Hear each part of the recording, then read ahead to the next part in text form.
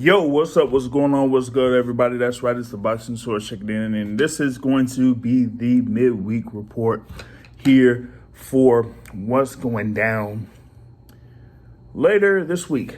All right. I know that we have a big event that's supposed to be going down August 6th. No. We're not talking about the Jake Paul fight. Of course we're not. Of course, we had the whole thing in our latest episode of the Boxing Source radio show where we kind of went down that cancellation of the Jake Paul Hakeem Rahman Jr. fight and, who's to blame, all of the stuff that, had been going on over the past few weeks. We're not really going to get into that here for this midweek report. We just want to talk about what's going on August 6th as we have two bouts that we're pretty much focusing on here. Of course, it is headlined by Vergil Ortiz Jr. versus Michael McKinson. And then you also have Blair Cobbs there as he's going up against Maurice Hooker. Now, you have Vergil Ortiz Jr. and you also have Maurice Hooker from Texas. So they're going to have a number of fans there to support them for their respective bouts. But, we want to start off with what happened here with Vergil Ortiz Jr. Yes, he does have a bout against Michael McKinson. Yes, he is a highly ranked contender in the welterweight division. At one point, he was the number one contender in the WBO rankings. But he was eventually surpassed by Shawn Porter, who became the mandatory challenger to Terence Crawford. And that fight, of course, happened last November. But now Vergil Ortiz Jr. Has this particular bout against Michael McKinson where he kind of would put himself in position to become the mandatory challenger for the WBO welterweight title. He's 18-0 with all wins by way of knockout or stoppage. Okay, Michael McKinson, has his lofty record with only 2 of his wins by way of knockout. So there is Joseph Herron of War Week Radio had been mentioning that Vergil Ortiz is a very considerable favorite in that particular matchup.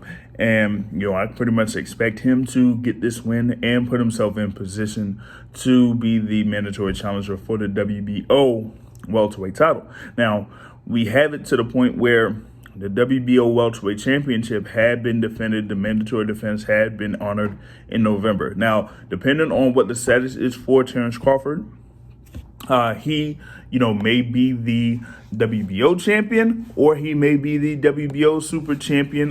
So you know what? This is what we're going to do here. I am going to just do this, right? And this is, of course, with the recorded thing. So what I'm going to do is I am going to check here, right? So you have the World Boxing Organization. Yep. That is right. The World Boxing Organization. And the thing about it is that, we're going to, see if this is where we kind of say, hey, okay, you have Terence Crawford. Of course, like I said, he is the former world champion at 135 pounds. Of course, he is the undisputed champion that he was there, at 140 pounds, right? So, we got to see here if you have the instance of, excuse me there real quick, that he, could be the WBO super champion. And yes, he is the WBO super champion. So, with that being said, that kind of extends the length of time that he has to have mandatory defenses from 12 months to pretty much 18 months or something like that. It can't be 24 months. Come on, man. 2 years, since you defend against your mandatory. That's, pretty weird. But it has happened before. And in some cases, it is currently happening right now. But like I said, you do have Vergil Ortiz And you have Michael McKinson there that will, kind of like have their bout to, determine what goes down in reference to that. And like I was saying before, you have Vergil Ortiz Jr. as someone that is, kind of ranked high in multiple boxing organizations. It could be, the WBO, like I said, the WBC did have him at one point highly ranked. But I thought at one point he was at number one for the WBC, but it is known now that Keith Thurman is ranked number one in the WBC. Okay. But there's still, has the thing there, like I said, with Vergil Ortiz. They're going up against Michael McKinson. Yes, it's two undefeated fighters, but Vergil Ortiz Jr. is highly favored in that particular bout. Now, wanted to move forward as you also have in the co-feature bout, like I said, Blair, the Blair Cobbs there going up against Maurice Hooker, former world champion, could have been unified champion, potentially could have had a shot to become undisputed champion at 140 pounds, but he ended up losing his WBO title to the then WBC champion, Jose Ramirez. All right. So, with that being said, you have this particular bout that's a crossroads bout, to say the least. Right. And the thing about it is like, for me, you have someone in Maurice Hooker that has had a number of losses in his professional career, and that this particular bout right here, could kind of determine where he is at this particular point. There was, of course, one instance where he, could have moved up in weight, but that didn't necessarily happen. That could have been a potential bout with, Regis Prograis. That bout didn't end up happening. But he did end up losing to Vergil Ortiz last year, which is pretty key because there was a certain person in attendance for that particular bout, and we'll be talking about him a little bit later in this midweek report. Now, what we got is with him against Blair the Flair Cobbs. Of course, Blair the Flair is one of the most, I guess, flamboyant fighters out there. And, he had like himself a little bit of a run until a few months ago where he fought Alexis Rocha.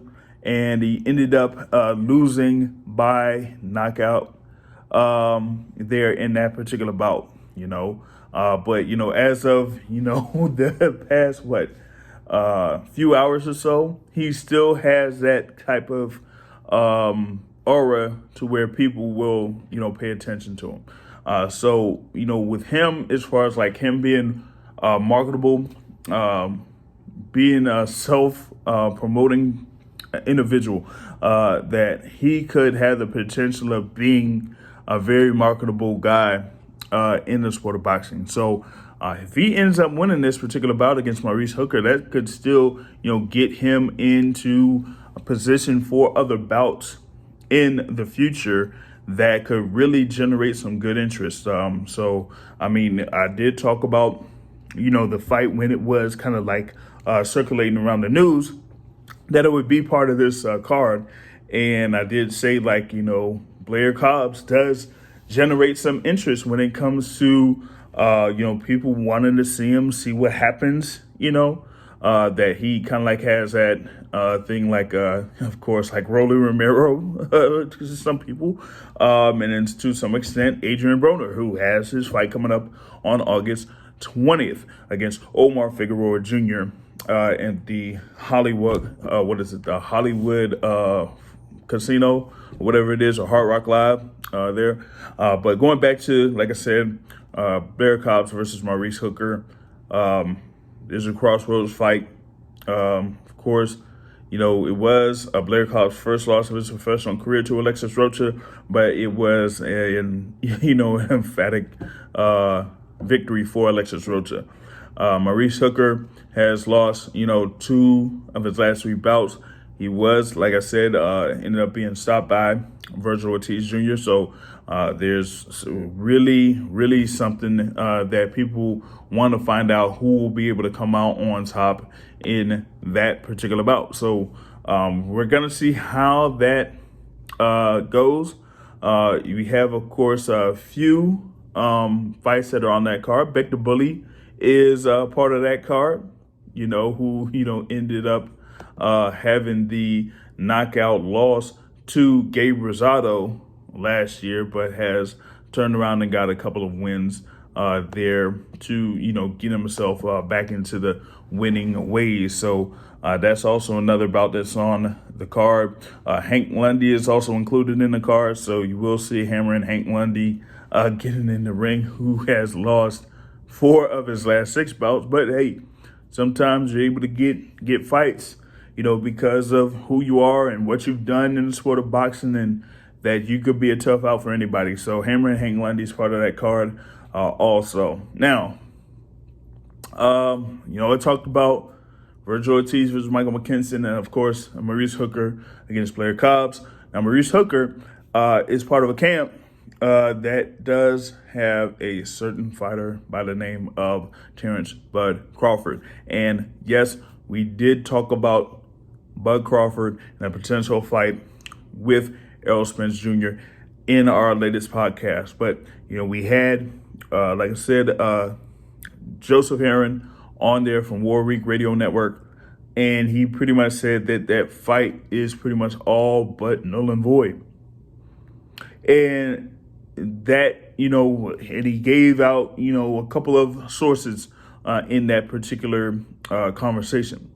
But earlier today, we did have Chris Kennedy of Uppercuts Boxing Nation out there in the Fort Worth, Texas area, Dallas-Fort Worth.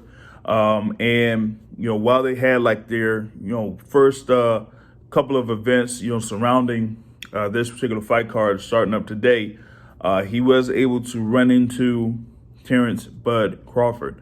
And he had a short interview that's on the Uppercuts Boxing Nation channel there on YouTube. And, Terrence Crawford said, in reference to the fight with Errol Spence Jr., he said, "Oh yeah, for sure. Hopefully, for sure, and hopefully,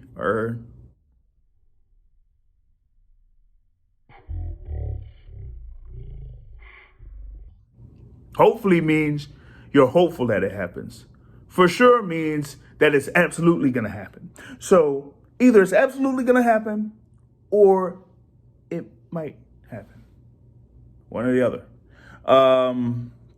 And people have been waiting for this announcement, and going by what Joseph Aaron said, it looked like it was something that was going to be a headlining event for Showtime, have it be featured on Showtime pay-per-view, and have that be part of the fall schedule for Showtime Championship Boxing or Showtime Boxing, right? But since we really hadn't gotten anything up to that point, it is August. The plan was to have the fight in November, or some people said October, but maybe in November. Unless if we had this thing announced within the next couple of weeks, it's not going to happen. Well, at least not this year. There's people that say that there may be one more shot that the fight could happen this year. There's one more offer that is sent out. But, for me, I going by what was said on Sunday night, I just don't see it taking place. Not only, for this year, but not taking place at all. So there's that. But that's, what I wanted to drop down there for the Boxing Source Midweek Report. you can share your thoughts on each of the topics that I pretty much went over on this midweek report. We'll pretty much have more content here on the Boxing Source YouTube channel. And also, check out the Boxing Source radio show. That is usually live on YouTube, but also is available on iTunes, Google Podcasts, iHeartRadio, Spotify, or whatever podcast app you may use. It will be on there. But until then, we will be back at it later on. So I'll catch y'all later. Peace out.